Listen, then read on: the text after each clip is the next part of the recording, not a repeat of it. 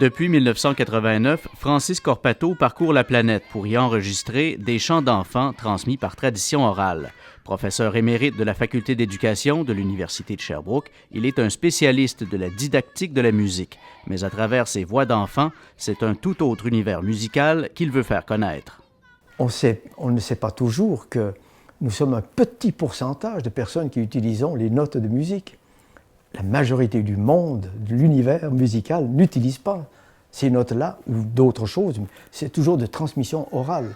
Après des milliers d'enregistrements, ce vaste projet n'est pas terminé. Dans quelques jours, Francis Corpato part au Bénin. Au-delà des chants, c'est la vie des enfants qu'il veut faire découvrir.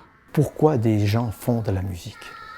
On ne sait pas grand-chose sur la musique en général d'ailleurs. Ça m'intéressait de présenter ce que vivent les enfants dans le monde par leur musique. Qu'est-ce qu'ils nous disent? Ils nous parlent de leur jeu, ils parlent de leur travail, puisqu'il y aura beaucoup de chansons de travail, ils parlent des rituels d'initiation, ils parlent des fêtes.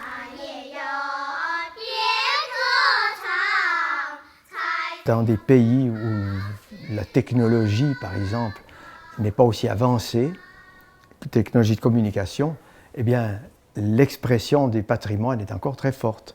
Là où je dirais, on écoute moins de musique, on en fait plus. Dans les régions où la tradition orale est forte, chanter est pour ainsi dire un geste naturel. J'ai jamais vu, aussi bien en Afrique qu'en Chine, qu'en Inde, j'ai jamais vu des adultes qui vont dire « arrête de chanter, tu chantes faux ». Ça ne se discute pas. Comme on ne dit pas à un petit enfant « arrête de parler, tu ne sais pas parler encore. Tu parleras quand tu sauras ». Pas du tout. Alors ça, c'est la grande différence.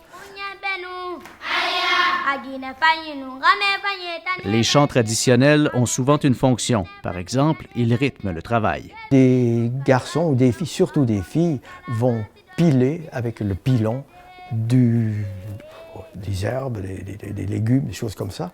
Alors ce qui est intéressant, si elles sont deux, il y aura une musique à deux temps, qu'on appelle binaire. Tou, tou, tou. Si c'est trois, c'est tou, tou, tou, tou, tou, tou, tou. Alors ça crée autre chose. Et pendant ce temps-là, ce rythme-là, les fillettes qui le font vont chanter, souvent en improvisant des paroles. Ils vont le faire sur le ton humoristique, parce qu'il n'y a rien d'écrit là-dessus. Je pense à un endroit où les filles, en chantant, se moquaient mais copieusement de nous. Je ne comprenais rien, moi. Mais les gens qui étaient autour de nous riaient beaucoup et tout ça. Au fil de ses voyages, Francis Corpato a recueilli 1800 enregistrements qui sont conservés au musée du Quai Branly à Paris.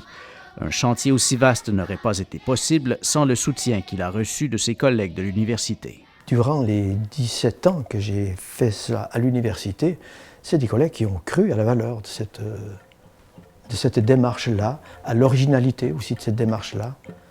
Et ça, je pense que c'était l'un des plus grands appuis que l'université pouvait donner. Ce vaste projet a valu à Francis Corpato de recevoir l'insigne de chevalier des arts et des lettres de France, une distinction qu'il a acceptée avec humilité et philosophie. J'ai jamais couru après les honneurs.